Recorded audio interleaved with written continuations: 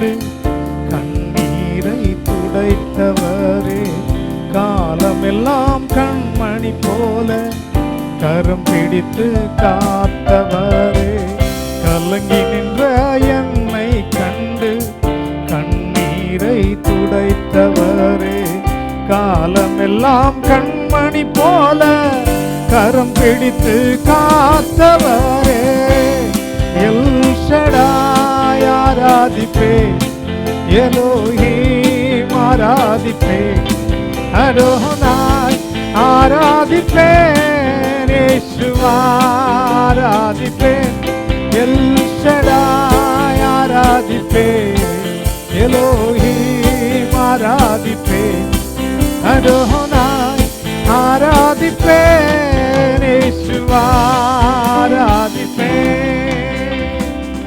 உம்மை போல யாருண்டு, நன்மை செய்ய நீருண்டு, உம்மைத்தானே நம்புவேன் என் தேவா.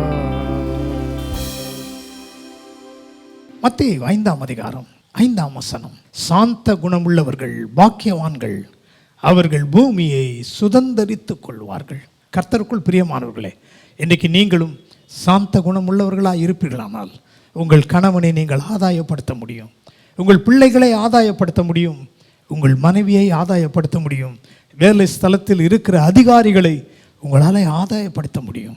நீங்கள் சாந்த குணத்தோடு கூட தாழ்மை உள்ள மனதோடு கூட இருப்பீர்களானால் எல்லாவற்றையும் நீங்கள் பூமியை சுதந்தரித்துக் கொள்வீர்கள். அவருடைய பிரசன்னம் நம்மோடு கூட இருக்கிறது. ஜெபம் செய்வோம்.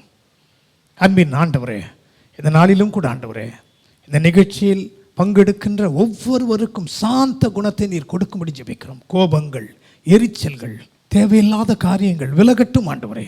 எங்களுக்கு முன்பாக இருக்கிற தீமையை நன்மையினால் வெல்லும்படியாக சாந்த குணத்தை எங்களுக்கு நீர் கொடுக்கும்படி ஜெபிக்கிறோம். மோசே பூமியில் காணப்பட்ட அனைத்து மனிதர்களிலும் மிகுந்த சாந்த குணமுள்ளவனாக இருந்தான். ஆகவேதான் லட்சக்கணக்கான மக்களை அவனாலே நடத்தி செல்ல முடிந்தது.